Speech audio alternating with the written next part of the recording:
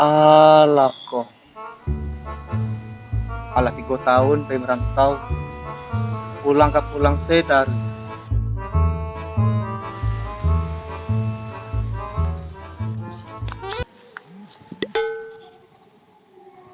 Mengapa orang teh? Aku orang kampung kayak. Ngecek seorang. Aturin lah ke pintu. Alah. Mangas ka? Bang. Siko bang. Awak dari dulu bang lah, barangkali merantau Siko bang. Barangkali bang. Al 3 kali merantau ke Jakarta. Lebaran lama merantau? Lalu sekitar 3 tahun yang lalu. Selama 3 tahun tuh, barangkali pulang. Awak pulang tari bang? Pulang tari? Iya. Nah, berapa kali itu? 3 kali. 3 kali? 3 tahun merantau 3 kali pulang? Iya. Berarti tidak sukses loh? Nah. Nggak sukses loh bang. Kali awak, lu tahu konsep merantau dah. Konsep merantau tuh, sebelum sukses awak belum pulang lah. Abang selama mau merantau belum pernah pulang lah. Pasang mana niat tekad dari kampung tuh. Harus berpusat mana nang kawak kerajuan di rantau tuh. Harus tahu wak targetnya. Nah bagi cewek orang lama kok mande dicari ketemu tuh. Busana dicari ketemu. Nah ketiga untuk samang dicari dulu. Jadi konsep merantau tuh harus tahu. Mas pamalih kan nak? Enggak pemalih ke sana ya bang, cuman mencari kerajo ke mana bang? Kerajo dicari kerajo banyak, tapi nama bayi anak do. Ah, lah, cuma ngeluh je tiru abang ko, iya. Abang ko selalu, abang orangnya itu loh, selama merantau emang tak pulang-pulang, abang no. Alah berapa lama bang merantau? Awak berapa lama merantau? Iya. 2 minggu baru.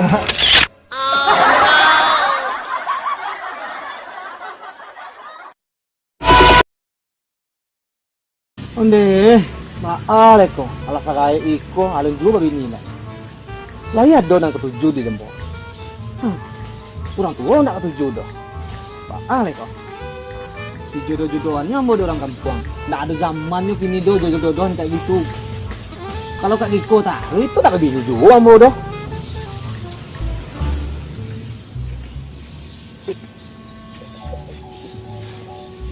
Kenapa? Bah, Kenapa?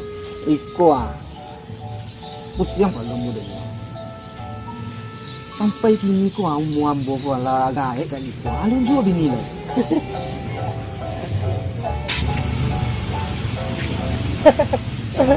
Tapa-tapa orang kita. Mangas kok. Iko lah. Alun begini dulu. Alun bini lah.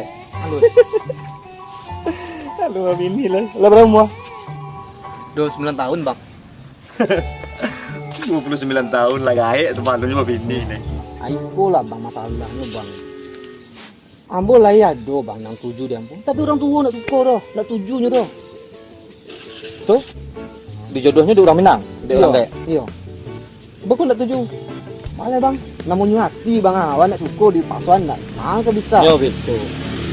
Orang gae tuh makoknya memasukkan awak menikah. Contohku pengalaman abang kowe sebagai laki-laki lah. Iya. Orang gae itu takut kehilangan anak. Jadi itu berdasarkan pengalaman abang sebagai laki-laki kowe. Iya. Berapa umur tadi? 29. 29 tahun lah gae. Aduh juga bini deh. Pak Ale bang, abang mau berapa? Awak? Iya. Awak 36. Abang Abang apa bini? bini? Awak? Iya. Alun lain.